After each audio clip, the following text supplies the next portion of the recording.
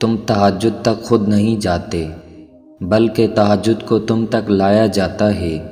تم سجدوں کو نہیں چنتے بلکہ تمہیں سجدوں کے لیے چنا جاتا ہے۔ ہر چیز نصیب کا حصہ ہے، پھر چاہے وہ غم ہو یا خوشی۔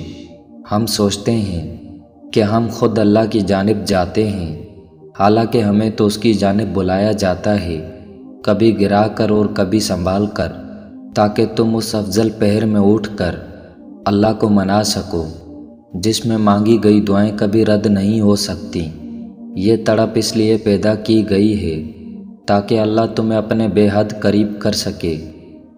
تمہیں کیا لگتا ہے جب رات سونے کے لیے بنائی گئی ہے اور ہر شخص سکون کی نیند سو رہا ہے تو تمہیں بلا وجہ ہی تڑپ اور محبت جگائے ہوئی ہے؟ نہیں، یہ تڑپ اللہ نے پیدا کی ہے۔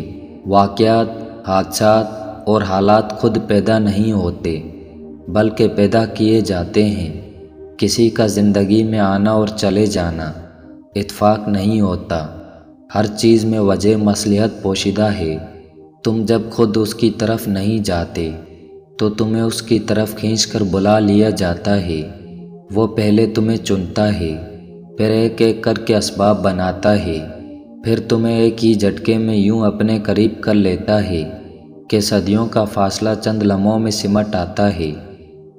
ایک درد بھری رات اللہ کے روبرو بیٹھ کر گزر جائے تو زندگی کی باقی راتیں جاگ کر گزارنی نہیں پڑتی۔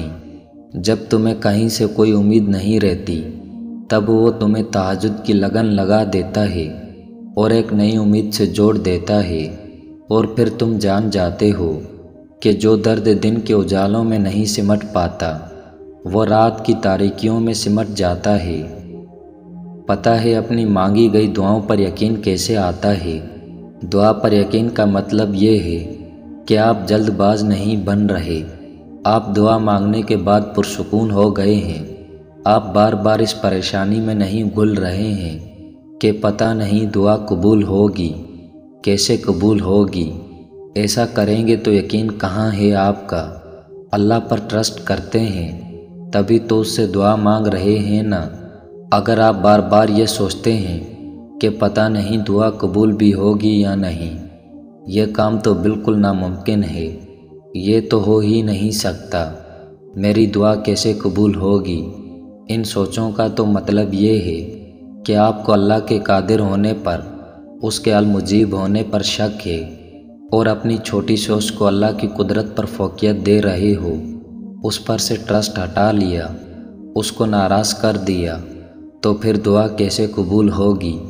اللہ تو اعلیٰ ہے، اتنا اعلیٰ کہ وہ ہر وقت آپ کے ساتھ ہوتا ہے، تو پھر اس اعلیٰ ہستی سے امیدیں وابستہ کیوں نہیں کر لیتے؟